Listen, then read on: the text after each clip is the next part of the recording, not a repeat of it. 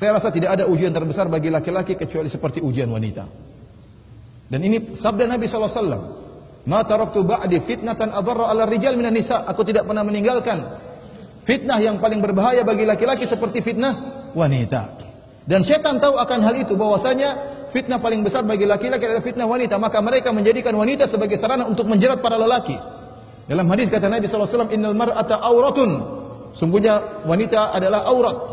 Fa idza kharajat, kalau dia keluar dari rumahnya, istasyrafa syaitan, maka syaitan siap-siap meliriknya untuk menjadikan dia sebagai hiasan.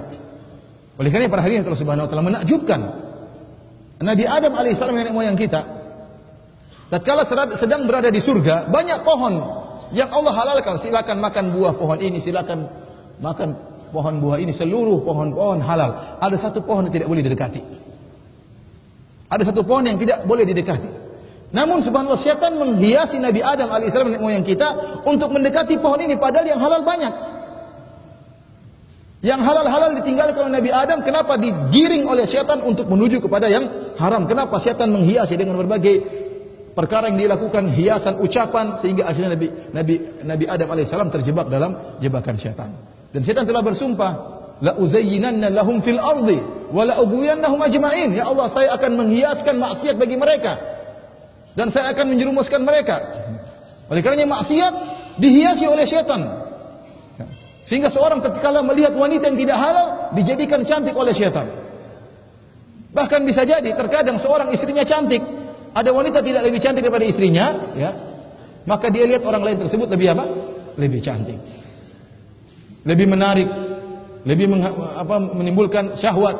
Kenapa? Karena sedang dihiasi oleh syaitan. Kata orang, rumput tetangga lebih apa? Lebih mekar. Lebih hijau katanya. Padahal mungkin istri kita lebih cantik. Mungkin ya.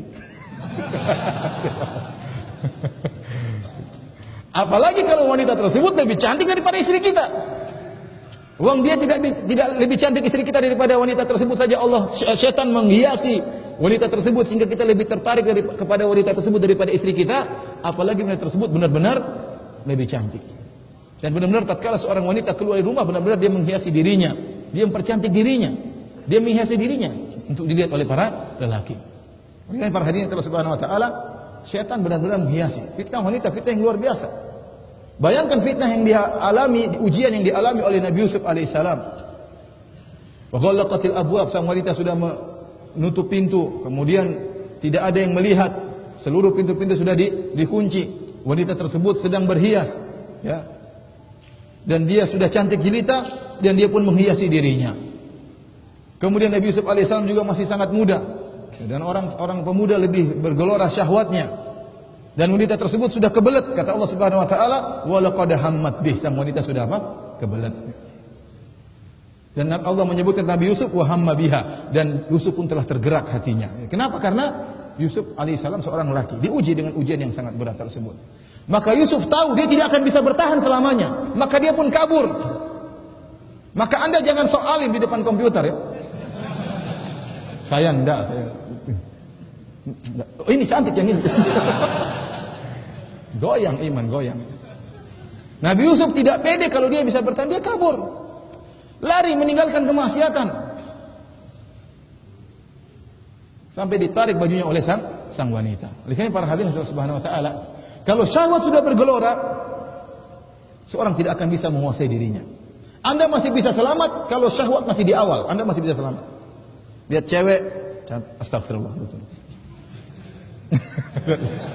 Astagfirullah, masih bisa. Tapi kalau Anda amati, Anda renungkan, mulai Anda menghayalkan, mulai Anda telepon, sudah. Bergerak syahwat Anda, bergejolak, Anda tidak akan selamat. Anda tidak peduli dengan apa ada di sekitar Anda. Anda tidak peduli dengan istri Anda, dengan anak-anak Anda tidak peduli anak masih kecil. Anda tidak peduli masih punya banyak utang, Anda tidak peduli. Pokoknya syahwat bisa disalurkan. Oleh karena lihat bagaimana para wanita-wanita yang melihat Nabi Yusuf tatkala keluar. Nabi Yusuf tatkala keluar di hadapan wanita-wanita yang dikumpulkan oleh istri sang menteri, mereka pun kaget melihat ketampanan Nabi Yusuf. Wa qata'na aydiyahun, kata Allah, mereka pun potong tangan-tangan mereka, tidak sadar kenapa syahwat sudah bergelora. Hati-hati ikhwan, para hadirin hadirat, jangan sampai Anda menjebak diri Anda dalam syahwat yang bergelora. Kalau Anda sudah terjebak dalam syahwat yang bergelora, Anda tidak akan selamat. Pikiran Anda bagaimana bisa melampiaskan syahwat ini. Tidak perlu dengan istri, tidak perlu dengan anak-anak, tidak perlu dengan segala kondisi. Dan itu waktunya cuma beberapa menit. Syaitan bergerak tatkala itu. Tiba-tiba Anda terjerumus dalam zina, tiba-tiba Anda terjerumus dalam hal yang haram. Kalian hati-hati. Ya. Dan fitnah yang dialami Nabi Yusuf luar biasa. Makanya Allah abadikan. Ya. Allah mengatakan wa kadzalika linasrifa anhu su'a wal fahsya innahu min ibadinal mukhlasin. Demikianlah kami palingkan Yusuf dari perbuatan buruk dan perbuatan keji. Allah palingkan Nabi Yusuf. Kalau Allah tidak palingkan Nabi Yusuf tidak selamat. Kalau Nabi Yusuf tidak lari, Nabi Yusuf tidak selamat. Kenapa?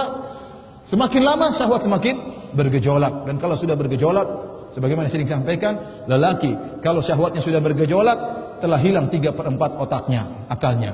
Tinggal berapa? Tinggal 1/4, ini goyang-goyang 1/4. Bahkan kalau sudah sangat bergejolak, hilang seluruh otaknya, akalnya hilang seluruhnya. Ya. Kenapa? Bagaimana dia yang dipikirkan, dia bisa melepaskan syahwat tersebut. Ini Allah abadikan dalam Al-Quran tentang ya, orang-orang yang lolos dari ujian Allah Subhanahu wa Ta'ala. Dan ini mangqabah, adalah kemuliaan bagi Nabi Yusuf alaihissalam. Seorang yang teruji dengan seperti ini, ingat bagaimana Nabi Yusuf alaihissalam. Demikian juga orang-orang, Allah sebutkan orang-orang atau Nabi SAW dalam sunnah Nabi SAW, Nabi sebutkan tentang orang-orang yang lolos dari ujian ini. Ini ujian yang berat.